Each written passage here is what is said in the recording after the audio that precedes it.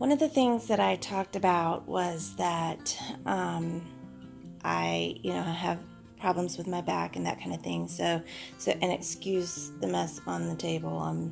There's clean dishes on that towel and stuff. But anyways, so I'm working, and my kids have been in here too. So anyways, so I talked about that I have issues with my back, and so sitting for long periods of time, bending is difficult. Standing for long periods of time, can definitely hurt my back. And if I do things for too long, then it can actually cause me to be in bed for a day or so. And so I can't really afford to do that, but it happens. So one day, the first batch of salsa that I made, it took me a total of 4 hours to do all of the cutting, of the and peeling, and all of the veggies and the tomatoes and all that kind of thing. So what I did was, I purchased this, and I use it for my sauce as well. And so, because I told you guys that I wanted to show you guys things that I have found that made my life easier. And so this is one of those things. I've seen other people who have the manual ones, and they look like they work great. And I know that Living Traditions Homestead has a manual one they use. I got this one, and it's electric, and it works wonders. And so anyways, let me show you guys how it works. So it has an auger that's inside there, and it's got different screens. This one is the sauce screen, and I'm working on making sauce now. They have one that's specifically for pumpkin puree, and then they've got one that is for salsa. But I actually ended up using this one for my salsa. It wasn't as chunky.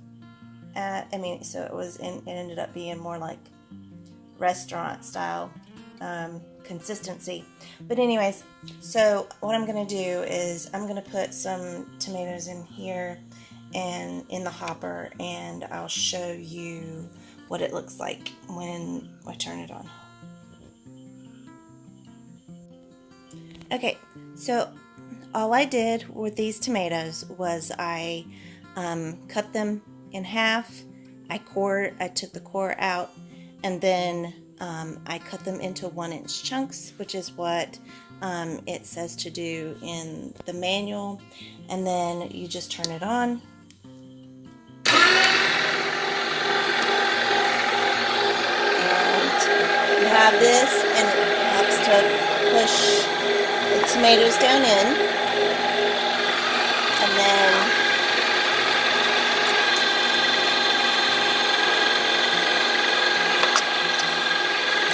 the juice,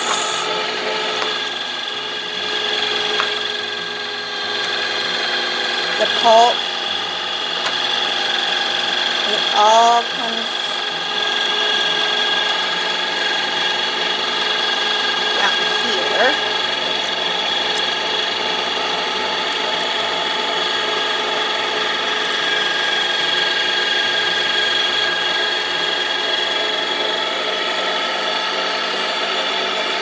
And the seeds and the skin come out there. So if you see, that's just seeds and skin.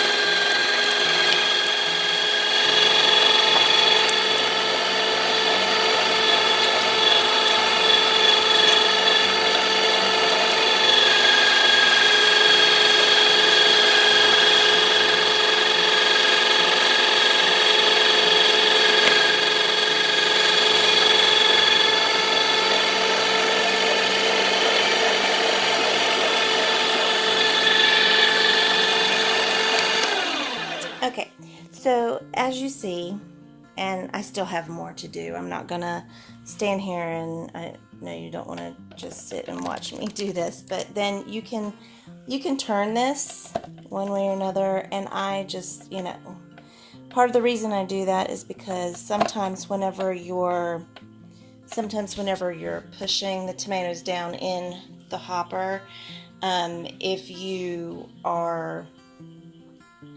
you're going too fast, the juices start to pour out the side, and as you see, I have to prop it up onto I have to prop this up on books so that it'll have the height enough. I just need to get a stand for it, is what I need to do, but currently I just have it propped up on books. And so anyway, so I just, if it's up like this, then the juices don't tend to come out too fast. And like I said, if you look here at the skins and seeds, you can tell it's pretty dry. So what you're getting in your waste is just the seeds and the skin. And so, and right here, you have all the juice and all of the meat of the tomato. And so what I do is, once I get done with this, doing this process, then I put it into a big pot, and I cook it down until it's the consistency that I want it to be. And then I do the canning process of the tomatoes. But anyways, I just thought that you guys might like to see how this works.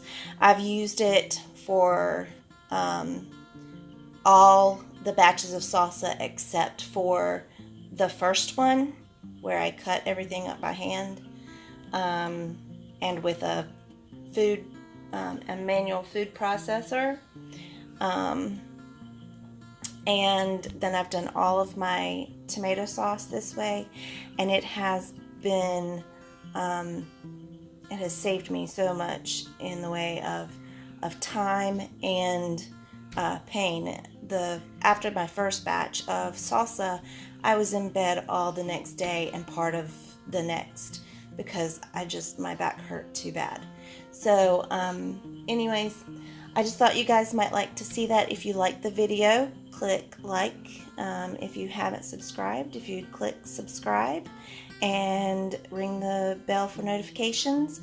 And if you think this video could be helpful, if you'd click share, and we'll see you soon.